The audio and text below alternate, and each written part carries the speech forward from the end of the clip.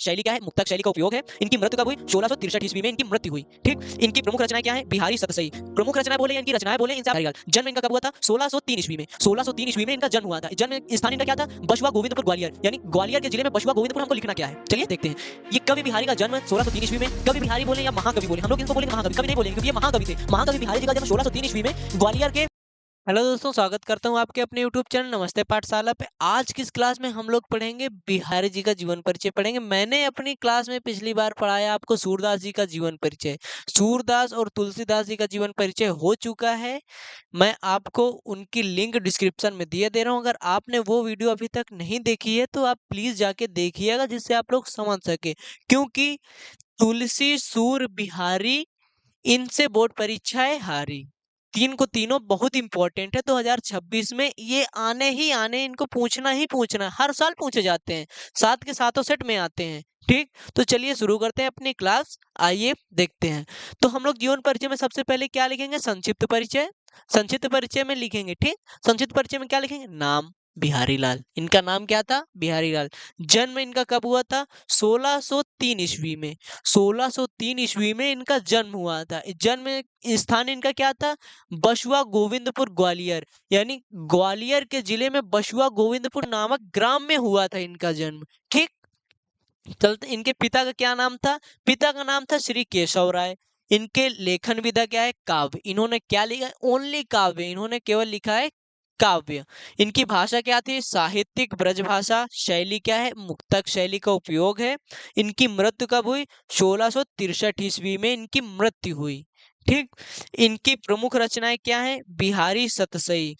प्रमुख रचनाएं बोले या इनकी रचनाएं बोले, इनसे आपका एक एमसीक्यू बनता है बोर्ड एग्जाम में कि बिहारी लाल की रचना क्या है। तो बिहारी लाल जी की एक ही रचना है, दूसरी कोई रचना नहीं है, बिहारी सतसई। एक ही रचना है इनकी, जिसको चाहे महाकाव्य बोल लो, चाहे उनकी प्रमुख रचना बोल लो, इनका एक ही है, बिहारी सतसई। यही है इनकी मेन रचना, एक ही रचना है। ठीक, चलते हैं अपने अगले उस पे। अब जीवन परिचय हेडिंग पड़ेगी। जीवन परिचय में हमको लिखना क्या है, चलिए देखते हैं। ये कवि बिहारी का जन्म 1603 ईस्वी में। कवि बिहारी बोले या महाकवि बोले, हम लोग इनको बोलेंगे महाकवि, कवि नहीं बोलेंगे क्योंकि ये महाकवि थे। महाकवि बिहारी जी का जन्म 1603 ईस्वी में ग्वालियर के बसवा गोविंदपुर ग्राम में हुआ था। ग्वालियर के बसवा गोविंदपुर ग्राम में इनका जन्म हुआ था। इनके पिता का नाम केशव राय। इनका परिवार मथुरा का एक चौबे परिवार था। ये चौबे परिवार के थे। ये राजा जयसिंह के दरबारी कवि थे। राजा जयसिंह के दरबार में कवि थे ये। राजा जयसिंह के दरबार में ये कवि थे।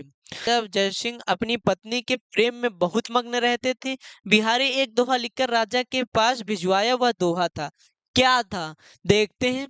नहीं परागु नहीं मधुर मधु, नहीं परागु नहीं मधुर मधु, नहीं विकास इहि काल, अली कलिश ही सौ बिंध्यो, आगे कौन हवाल।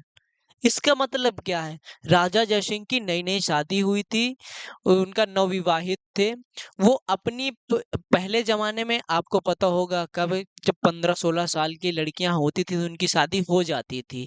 तो राजा जयसिंह की भी वैसे ही शादी हुई थी। तब उन्होंने यह दोहा लिख के भेजा था। इसका मतलब क्या है?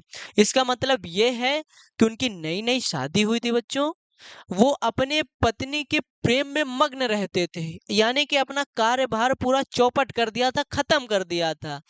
तब उन्होंने यह दोहा भेजा था। इसका मतलब ये कि अगर आप अभी आप उनके प्रेम में इतना मग्न हैं, तो अभी तो उनका यौवन बाकी है। तब आप क्या करेंगे? इस दोहे को पढ़कर उनकी आंखें खुल गई थी। आप इसको एक कोटेशन के उसमें लिख सकते हैं, जिससे बोर्ड एग्जामिनर आपको, जो एग्जामिनर कॉपी चेक करेगा, वो आपको यही समझेगा कि हाँ, लड़का बहुत पढ़ के आया है। आगे चलते हैं।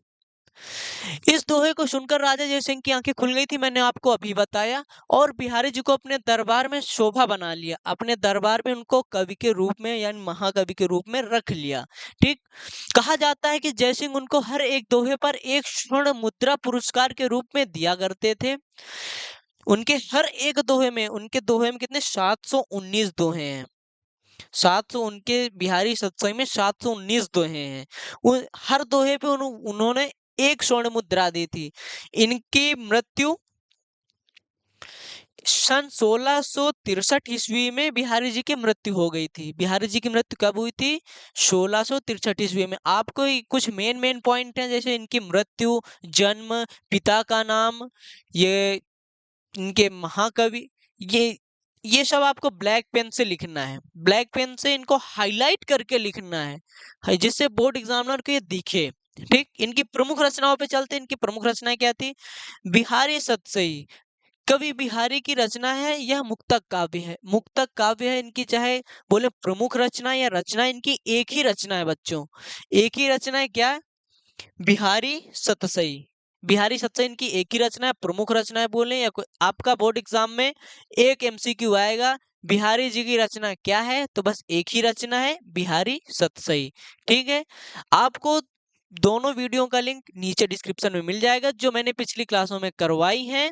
सूरदास, तुलसीदास, और ये तीसरा ये है। आप तीनों तैयार कर लीजिएगा। बोर्ड एग्जाम 2026 में कक्षा 10वीं के लिए बहुत ही इंपॉर्टेंट है, क्योंकि मैं बार बार बोलते आ रहा हूँ, तुलसी, सूर, बिहारी तीनों से बोर्ड परीक्षाएं हारी। ये आने ही आने हैं हर बार। आप अभी का नहीं, पिछले के ही सेट देख लीजिए, 7 के 7 सेट में पूछा गया है।